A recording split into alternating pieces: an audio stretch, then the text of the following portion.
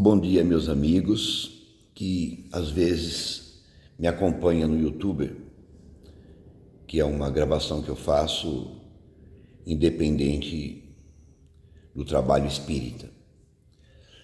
Eu não quis gravar nada no domingo, esperei, passou, e agora eu estou aqui um pouco mais tranquilo para tentar falar conosco algumas coisas muito importantes, que para mim, pelo menos eu julgo serem muito importantes. Há muitos anos atrás, no programa da TV Bandeirantes, o Dr. Edson Cavalcante de Queiroz, médico e deputado, trabalhava mediunicamente em Recife, supostamente com o Dr. Fritz.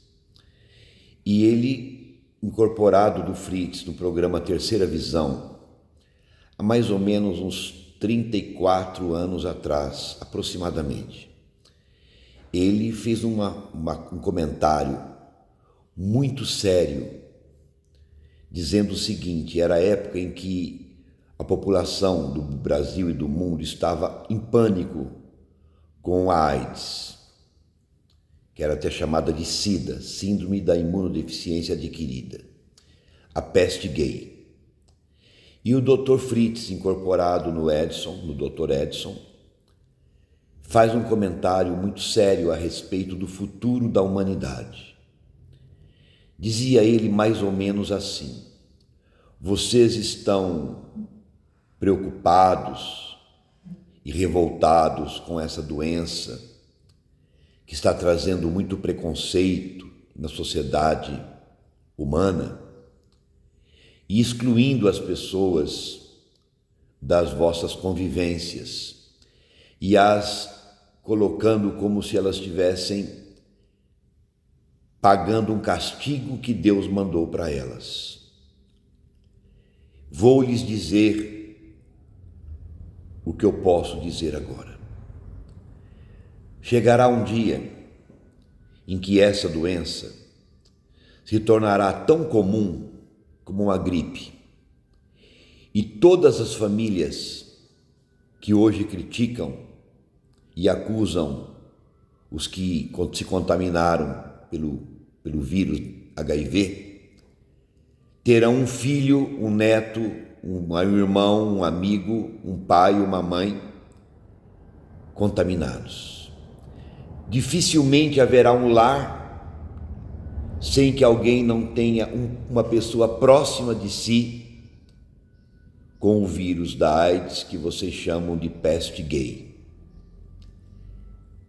E aí ele foi falando, mediunizado, o Edson mediunizado do Dr. Fritz, que a partir daquela data que ele estava gravando, aproximadamente uns 30 anos para frente, 30 anos e pouco, que a humanidade iria enfrentar uma epidemia e uma pandemia, uma doença muito mais agressiva do que o próprio vírus da AIDS. Quando as coisas começaram a acontecer, eu me lembrei da fala do Dr. Fritz. Deu exatamente o tempo que ele falou para nós. Qual a opinião que eu tenho hoje sobre o vírus da Covid? É uma doença mutante, é um vírus mutante, e que nós não vamos mais ficar livres totalmente dele. Eu tenho alguns amigos médicos e eles têm me relatado, pacientes deles, que depois que pegaram Covid ou que mesmo vacinados, alguns vieram a óbito meses depois, 6 meses depois, 8 meses depois, por vários motivos: problemas cardíacos, problema de trombo, problema de isquemia. E eles estão achando isso tudo muito estranho. Poderia ser resultante da Covid adquirida? A verdade é que nós não estamos mais vivendo o que a gente vivia antes. Muita coisa mudou para nós. E eu espero que nós consigamos aprender com esse vírus. Segundo a crença espírita reencarnacionista, antes que as coisas surjam no corpo físico da gente, tudo acontece no corpo espiritual primeiro. É do corpo espiritual ou do perispírito que as coisas se materializam no corpo físico. Segundo as leituras que a gente faz dos livros, tanto do Chico, como do Divaldo, como do Bacelli, eles relatam para nós o outro lado da vida, de maneira, parece ficção científica. O próprio Robson Pinheiro escreveu livros que parece que não é real. Muitas informações nós temos a respeito do mundo dos espíritos, falado por médiuns diferentes, com linguagens diferentes, mas que convergem para o mesmo ponto. A nossa vida na Terra é uma ilusão, é uma cópia mal feita do que é a vida no mundo espiritual. Observando nos últimos anos, sobretudo da virada do século para cá, passamos por tantas coisas assustadoras. As torres gêmeas, as guerras de extermínio em alguns países, de sofrimento profundo, como aconteceu na Síria, no Irã, no Iraque, para não dizer agora a guerra da Rússia com a Ucrânia. E eu fico pensando como que nós conseguimos caminhar tanto tecnologicamente, claro, muito distante ainda de nossos irmãos de outros planetas, de outras galáxias, que são muito mais evoluídas do que nós. Mas considerando aqui na Terra, sem viajar para fora, nós demos um salto muito grande nos últimos 50 anos, 70 anos, 100 anos. Nós fizemos em 50, 100 anos o que em 5.000 anos não foi feito. Avançamos muito. Mas moralmente, nós estamos com muita dificuldade de nos espiritualizarmos, de entendermos que acima de nós existe algo que não sabemos explicar como, mas é algo inteligente e que faz com que tudo aconteça nos planetas, nas estrelas, nos sóis, o nosso próprio corpo físico. É algo surpreendente. A ciência estuda, os cientistas buscam respostas, mas nós somos algo inteligente demais para ser obra do acaso. E nós estamos vivendo um conflito mundial que poderia ser resolvido com uma pitada de amor, de compreensão, de fraternidade, de união dos povos. Os muçulmanos acreditam em Deus. Os budistas acreditam em Deus. Os umbandistas, os candomblesistas, religião africana, acreditam em Deus. Os judeus acreditam em Deus. Cada qual de uma maneira diferente. Todas as religiões tirando a mão do homem, nos convida ao amor. E como é difícil amar. Amar mesmo quem não nos ama. Desejar o bem para quem nos calunia e nos persegue. Palavrinha pequenininha, amor. E tão difícil de ser construída na nossa alma. Semanas passadas, meses passados, eu fiz algumas publicações de Chico Xavier dizendo para nós a respeito do Brasil e da política. Muita gente talvez não entendeu as minhas publicações. Eu estava revelando coisas que eram permitidas revelar, que o Chico nunca pôde expor a respeito das suas preocupações. E Deus queira que o Chico Xavier esteja errado. Deus queira que foi uma profecia que não vai se cumprir.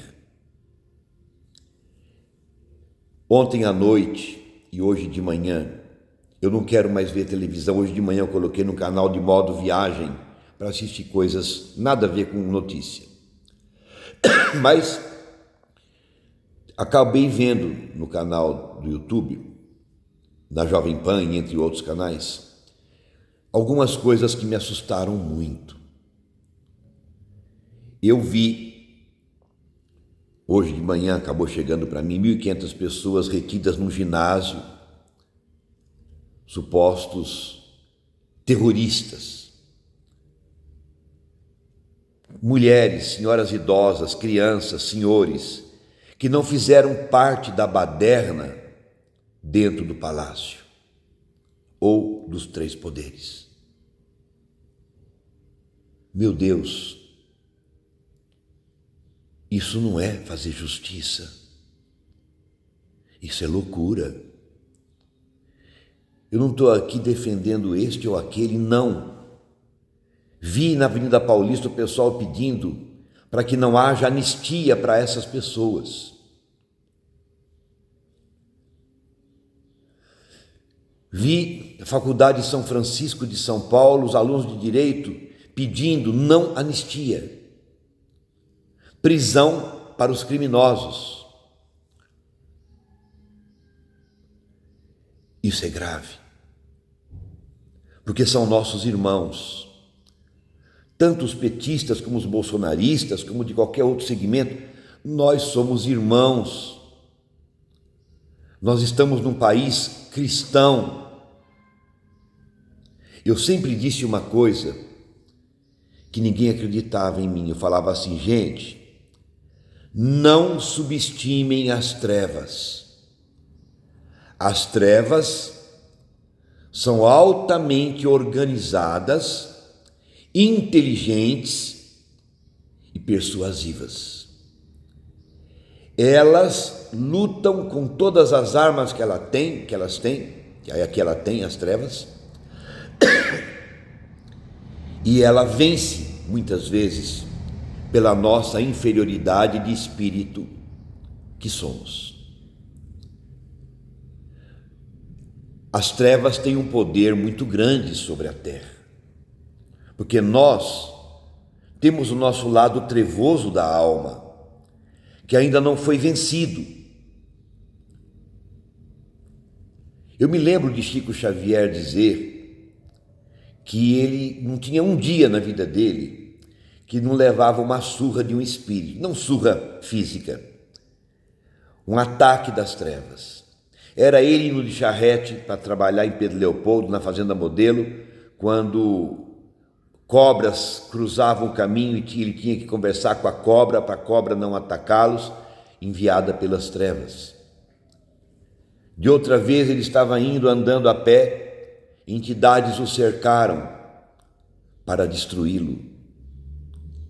Teve momento do Chico Xavier aqui em Uberaba, em que ele foi abraçar uma pessoa na fila. A pessoa estava com um revólver para matá-lo. Falou: Chico, eu vim aqui para te matar. E ele, falando no ouvido do Chico, o Chico falou assim: meu filho, seja feita a vontade de Deus. Chegou a apanhar de espíritos também, literalmente, ser jogado no chão, machucar a boca, o rosto. Chegou a levar tapa no rosto de espíritos, que a marca da mão do espírito ficou no rosto dele. Tropeçar na rua, ser jogado por espíritos no chão. Eu estou falando de um homem que tinha uma ligação com Jesus Cristo muito grande, com Nossa Senhora, com espíritos de alta hierarquia. E ele dizia que muitas vezes ele achava que não ia dar conta de tanto ataque das trevas. Eu estou falando, esquece que Chico era espírita, de um cristão chamado Chico Xavier. Se ele, que era ele, às vezes se via numa situação de dificuldade para enfrentar as trevas, que atacavam ele de várias maneiras, através de jornal, de fofoca, de amigos espíritas que o traíam, de amigos que o deixaram. O que sobra para nós? Eu gostaria de falar alguma outra coisa na live, mas o que eu posso falar? Está tudo tão explícito, está tudo tão claro, está tudo tão evidente, que contra o óbvio não há o que falar. Meu Deus, as trevas não agem? Como não agem? Jesus não ia nascer onde ele nasceu.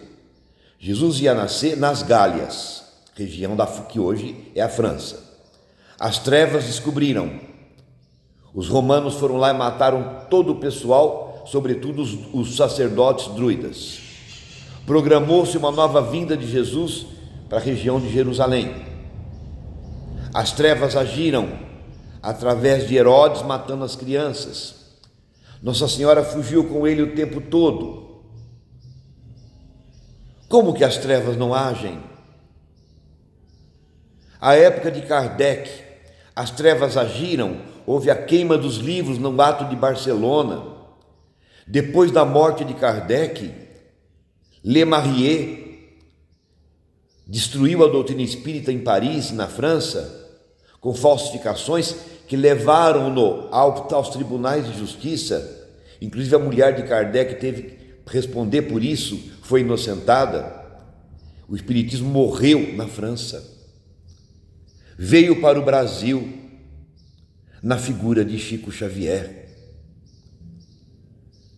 O espiritismo hoje no Brasil está correndo um sério risco